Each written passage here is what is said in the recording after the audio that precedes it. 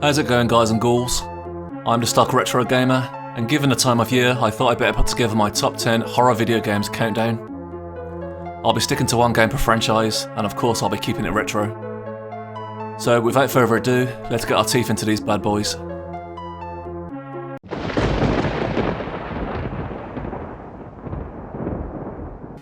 Kicking things off with this little ditty on the Master System. Master of Darkness is a side-scrolling platformer that has you playing as Dr. Ferdinand Social, a psychologist on the hunt for Jack the Ripper, who is slaughtering his victims in order to resurrect Count Dracula. As you can see, it's very much a Castlevania clone, but I played this first, so this was all new to me. You must get through 5 levels, each with 3 stages, ranging from the Thames River, to a House of Wax, to a spooky cemetery. The usual horror location tropes, but they look great.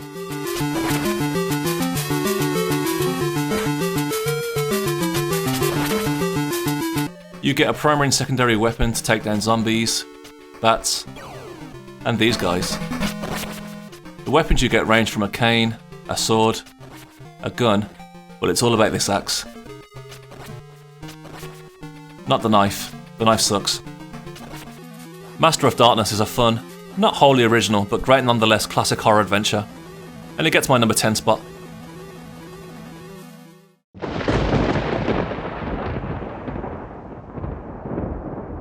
Falling into the sci-fi horror category, Alien 3 is a side-scrolling run-and-gun Master System game, which was ported to a few more consoles, but I had this version. You take control of Ellen Ripley and must take out xenomorphs left, right and centre using flamethrowers, grenades, and that infamous pulse rifle. Right here. Right. Lean into it. This was my first experience of xenomorphs in a video game, and for the Master System they were quite menacing. They would drop down from the ceiling or sneak up on you in dark tunnels, giving you very limited time to react. To progress through the levels, you must rescue and release prisoners that have been captured. There are 15 levels to complete, and you're given a time limit to crank up the intensity. The game takes some artistic license, since there were actually no guns in the movie itself, which was a major part of the plot. Also, there was only really one xenomorph in the movie, whereas the game has you killing numerous. But hey, it did what it had to do to make the game work, and I like it. Alien 3 is a fun, movie-tying shooter, and it gets my number 9 spot.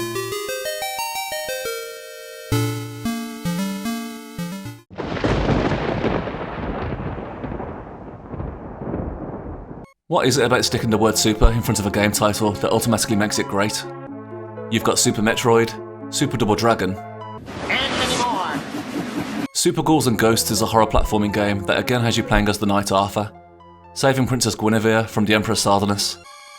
It's the third in the Ghosts and Goblins franchise, and the best in my opinion. It's very much more of the same, going from left to right, taking on all kinds of monsters, hoping you don't pick up the fire weapon, and hoping you don't get turned into a baby. Damn it! Being on the Super Nintendo, the sprites look detailed and the colours are vibrant. The levels in this really do show off what the SNES could do. The double jump really breathes life into this platforming series, as well as the weapon upgrades, and this nifty shield, which I didn't even know was an item until I replayed recently. Like the others in the franchise, the game was unforgiving and could be unfair in parts, especially with platforming segments, but you always come back for more. Not the only Capcom entry on the list, but the only Super Nintendo entry, and it makes my number 8 spot.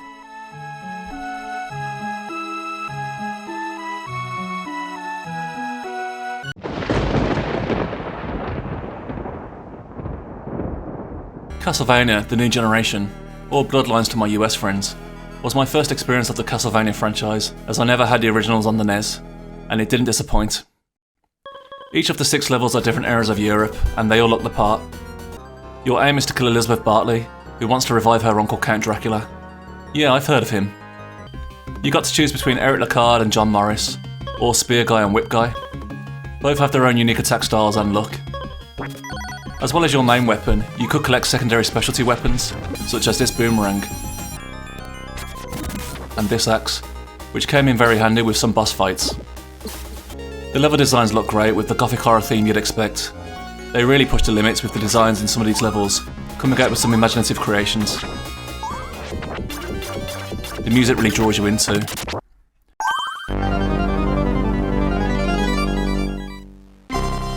Castlevania name is once synonymous with great horror, and New Generation gets number 7 spot.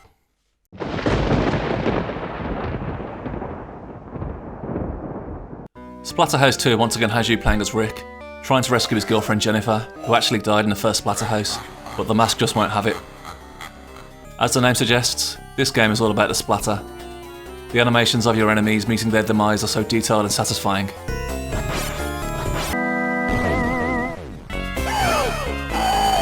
Like in the first game, Splatter House 2 doesn't shy away from referencing some famous horror movies, such as Evil Dead,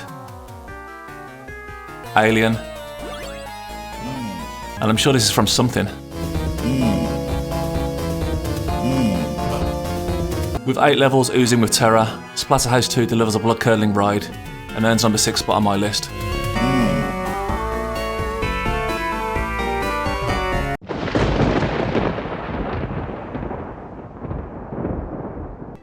Back again with sci-fi horror.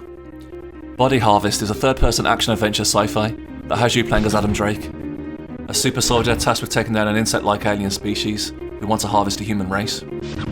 You must stop the aliens carrying out their harvesting in 5 different locations and periods in time, including 1920s Greece, 1940s Indonesia, 1960s USA, Siberia in the 1990s, and the near future, 2016. The levels have you complete various tasks whilst killing waves of bugs. Kill them! Kill them all! Body Harvest has a very 1950s sci-fi B-movie vibe, but it very much works in its favour. The graphical limitations didn't allow for any great level of detail, and I think it adds to its charm. Once all tasks of the level are completed, you'll be directed to a processor boss, who you must destroy to progress. The real stars of Body Harvest are the vehicles, of which there are many, and they're great to use. You must traverse quite large areas of terrain, and since Adam runs like a man with 2 broken ankles, the vehicles are a welcome addition. I expect no less from the devs who brought us the Grand Theft Auto series. Body Harvest is an ambitious sci-fi charming adventure, and it gets my number 5 spot.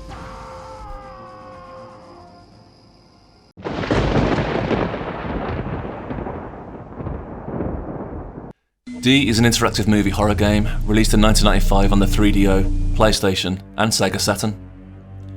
You play as Laura Harris, investigating a hospital after her father went on a murder spree.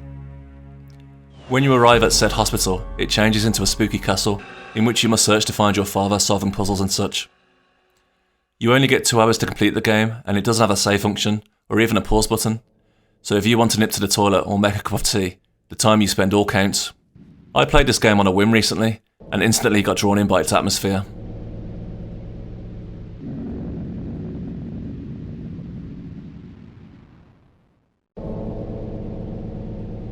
It relies mostly on puzzles and collecting items to progress.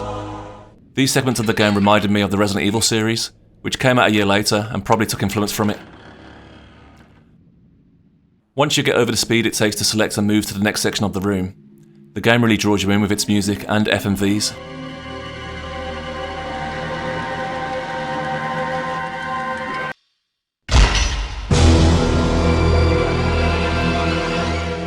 There are some genuinely scary moments with its creepy imagery and jump scares.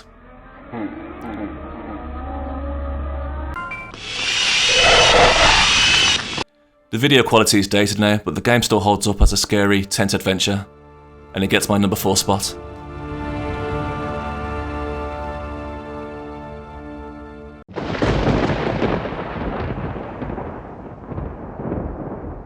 Doom 64 is a much overlooked and underrated game. The first ever N64 game I owned, Doom 64 is a completely different game to the MS-DOS original and PlayStation port. Being built from scratch, the sprites are bigger and the graphics more detailed. It helped towards Nintendo's image change, being the violent and gritty game they weren't used to putting out.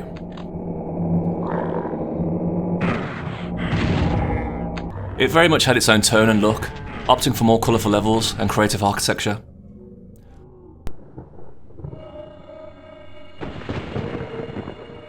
All the candles, hanging heads and piglet corpses really give off that demonic sacrificial vibe, which gets me every time. Some of the music in the levels is truly terrifying.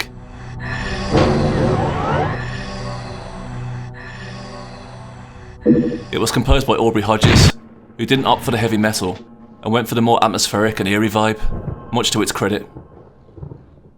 Doom 64 is a fast-paced, action-filled, worthy entry in the Doom franchise, and it's in at number 3.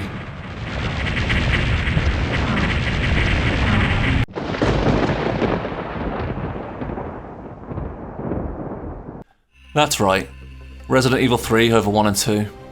Why? I have my reasons. Oh right, I love the original PS1 trilogy, but there was something about Resident Evil 3 that just struck a chord for me.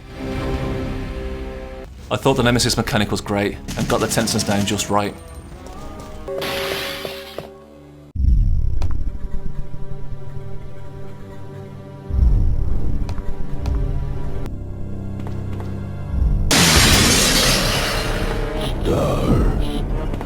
Something about hearing that guy roar that still gets me. Just knowing that when the door went off screen, you were going to hear it slam shut again. The new dodge mechanic made the fight segments that bit more manageable, knowing that if you were backed into a corner, it wasn't the end just yet. Also, the quick turn was a godsend. Nemesis eased up on the puzzle segments and leaned a bit more towards the action, which I quite liked. The puzzle parts were still a big part of the game, I thought. Unlike 1 and 2, Nemesis doesn't start you in the familiarity of a large building, and just makes you slug it out in a dangerous large street section. This was a bold move on the devs' part, I thought. There's something about keeping you out amongst the elements that made it that much more terrifying. It's not a perfect game by any means, but it's the one that I return to the most out of the trilogy, and it gets my number 2 spot. Take it easy. I'm okay. Don't feel any pain. But that's what bothers me.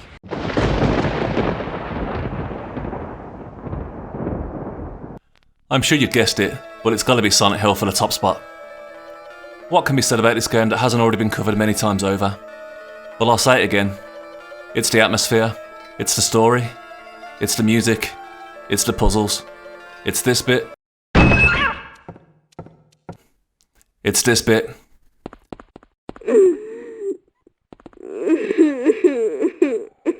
and it's this bit.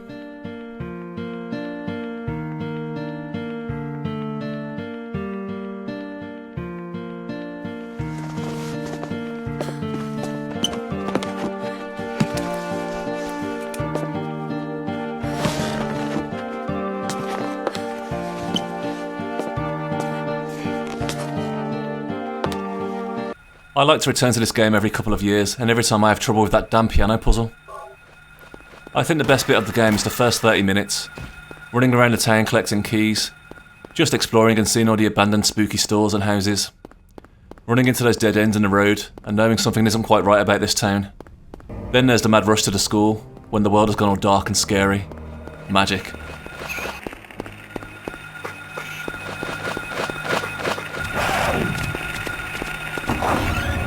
I'm super excited about the Silent Hill 2 remake, but I'm sure Silent Hill 1 is due a remake too, and perhaps should have been considered first? Let me know. So that's my list of retro horror games. Not a crazy obscure list, but ones I loved, and can go back to again and again. Some of these scared me, some of these intrigued me, and the rest were just fun to play. Thanks for watching, guys. Be sure to like, share and subscribe. I'm the Stock Retro Gamer, and I'll catch you in the next one.